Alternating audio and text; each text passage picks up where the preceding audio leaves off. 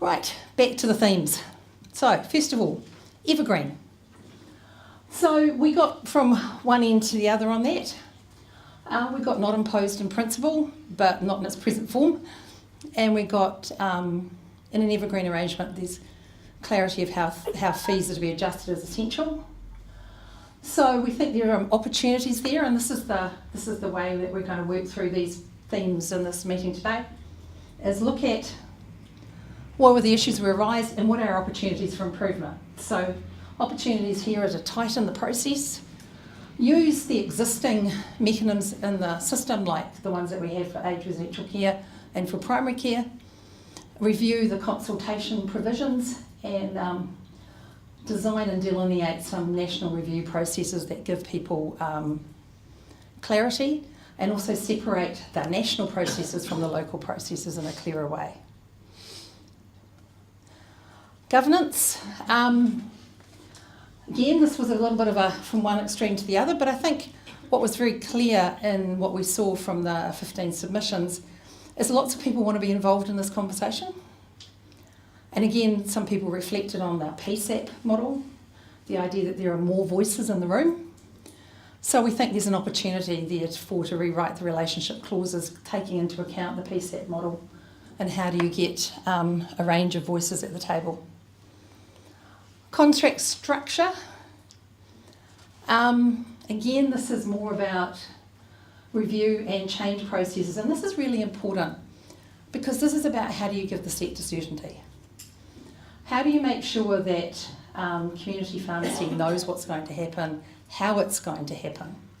So again, we think it's important that we strengthen some of this, that we get more specific, that given the concerns that were raised about how different DHBs may do things differently across the 20 DHBs, that we might put more specificity into the change control process in a contract, so that it's very clear to everyone exactly how things will happen and how change can happen, who needs to be involved and who would be consulted. And then also, in terms of the process for adjusting fees over time, that wasn't defined. Again, we could look to other contracts as to how we define that process. So there's a process for agreement. Schedule 1 and 2. Right, if there was anything that so defined the difference from one extreme to the other, it was Schedule 1 and 2. Not that we were surprised, but you can see this in the comments that it went from people being stunned that we would even suggest it to this is the answer and this is the opportunity for improvement for pharmacy. And it will allow pharmacists to free up their time so they can take their stronger clinical role. So what we're proposing here, or what we think is the opportunities that we could progress here, this is all to be worked through, of course, but one of the opportunities will be to keep Schedule 1 and 2 linked in the offer. That was always our intention. We were very clear, we thought in the consultation, that we knew there was work to be done to figure out how Schedule 1 and 2 got separated in practice, and that also we were cognisant of the issues over patient safety and risk, and we certainly wouldn't want to increase them. So although we said that in a number of meetings and in a number of different ways, it still caused a great deal of concern. And some of that we pinned down to the inadvertent message we'd sent around the funding. So the fact that we had put the handling fee into Schedule 1 and the rest of the fees into Schedule 2 caused some concern and led people down a path that we didn't intend them to go down. So to overcome that, what we're proposing is that we actually have standalone payment schedules. It makes it really clear that Schedule 1 and 2 are paid together. So we actually, in practice, don't separate them until we've gone through the process. Because actually we don't know what the right mix of, the balance of funding between Schedule 1 and 2 would be anyway. So we've got work to do, and that's we think is an opportunity to address people's concerns about the split, but then make it really clear that this is a direction of travel And one of the reasons it is a direction of travel that the DHBs are supportive of is that lots of people ask us for it. So on a fairly regular basis, we are approached by pharmacists and pharmacies who would like to progress down this model. And certainly in the South Island consultations, we had a couple of areas down there who were enthusiastic to go down this particular path and want to be first off the block. And we're offering to be the pilot. So that's why we're putting this in and saying, yes, we're still going this way, but we acknowledge the concerns and we want to make an explicit process about how we work our way through that. Well, that was the other thing that created the differences across our responses. Local commissioning. This was an interesting conversation because in reality, DHB is already locally commissioned. They're locally commissioned Part P, and in fact, actually the schedule's in the current contract because not everybody has CPAMs, not everybody has ARC, not everybody has clozapine. So clearly this was about concerns about how that process would work. So we think our opportunity again is to make sure that we're clear about process. We're clear about the information that DHBs would have to make available as they went through this. We illustrate how this is not about taking money out of the system. This is not about funding cuts. This is not about reducing services to patients. This is about making sure that we're putting the right resources in the right place to address the issues of equity and patient access. And one of the things that DHBs are most concerned about, that the current model, we have no say over which patient cohort or which patient group gets the services we need them to get. And that leaves us in a position where when we want to invest more in an area where there is the least delivery of service for a particular population, we don't have the mechanisms for doing it. The other thing that DHBs are very keen on, and again we got this feedback in some of the areas that we consulted in, is an opportunity to simplify the process. So what actually happens with national contracts is they inevitably are more process focused because you're doing it nationally. What we can do locally is take a lot of the steps out of that process because we're actually about people we know and we talk to and they're talking to each other, so we don't need all of the tick boxes because we've all agreed what it is that we're going to do.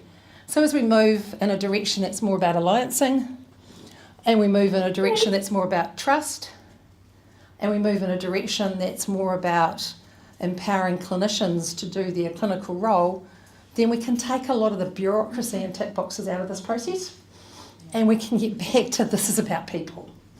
So that's what we want to achieve in this. So that is a direction that the DHBs are very keen to pursue, but it's actually for the right reasons. Just out of interest, excuse me, just out of interest, this is the current amount of variation in the use of long-term conditions funding across New Zealand. To break this down, green is below average, white-ish is about average, and the darker the colour, the more above average it becomes. Now we've done this analysis based on age, deprivation and ethnicity, all of which are used as determinants of likely health need. So what you can see from this is that we have a circumstance where there's actually a twofold difference between the DHB that has the highest access or use of long-term conditions, which you can all see there in its very dark colour, which is Wairarapa, and the DHB that has the lowest use of long-term conditions, which happens to be Whanganui. So there's almost a twofold difference between those two. So this is some of the things we need to address, is how do we make sure we can get more services into those populations that need them. Whoops, just took all the paper. I don't need it, it's fine. And get that balanced up. So this is not about moving money from one DHB to another, it's about each DHB having the opportunity to make sure that money is well spent and used in the best possible way to deliver the right services to their population. So Wairarappa's got a big opportunity, and some other DHBs might have to start investing a bit more. Funding. This was an interesting conversation because initially, as you know, we're not actually proposing any change in the funding model because, in fact, we are somewhat constrained by how the payment processes work. So in this first instance, there will be no change in how services are funded or delivered under the new agreement. It just provides us a framework by which we can start changing the rules around some of those things, such as we're all very excited about long-term conditions and our chance to spend less time on ticking the boxes and more time on delivering services to people. The opportunity to join that up between Care Plus and general practice and long-term conditions in pharmacy. The opportunity to take advantage of the future direction around shared health records. So the new agreement was always intended to provide a framework for local conversations within a nationally agreed structure. Underlying funding growth is projected to continue, and DHBs are proposing to add additional funding to the contract. We just could not be specific about that amount until after next week. Excuse me, so if I want to just talk about funding, put it into pictures. So 2016-17, 427 million. We project the outturn this year will be 450 million. And currently we're projecting next year's outturn based on demand and Pharmac's agreed budget at being 460 million. So there is no removal of funding from this contract. That number doesn't include the proposals that we're making in terms of having an additional 4.1 million again for local service commissioning, nor the proposals that we've been making about putting an additional line into Schedule 2 for professional services, professional advice. But what I think got a lot of people confused and certainly led to a few debates and a couple of conversations was what's in local commissioning bucket and what's in national. And I had a number of people say to me, oh, but you're taking dispensing money and you're using it to buy other services. The way the contract is actually constructed, if you had an LTC patient who's no longer an LTC patient for whatever reason, then obviously their dispensing costs will fall into Schedule 1 and 2. So we can't take dispensing costs out and spend it on something else because patients are still entitled to receive their product and we're still going to be paying for it in precisely the same way we pay for it now. So but we did put LTC in the model that people saw into the local. The reality is a portion of that would automatically fall back into Schedule 1 and 2 if those patients moved. Does that make sense? So the only bit we can repurpose, so to speak, is the monthly fee and also those additional, where people are entitled to additional dispensings because they're in LTC. So there is a much smaller amount available for local commissioning than has been talked about. And again, coming back, this is not about cutting services, this is not about denying patients access to services. DHBs are not cutting the amount of money that's going into pharmacy, we're intending to grow it. What we're trying to do is actually have local conversations about how we make best use of that money.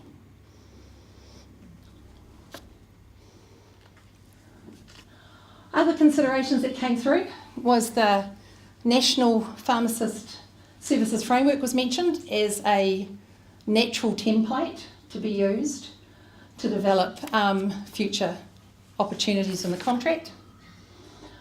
And also including the Pharmaceutical Society as the representative of the profession in the process, which would be similar to PSAC, where we have both the professions and the PHOs represented, and alliancing.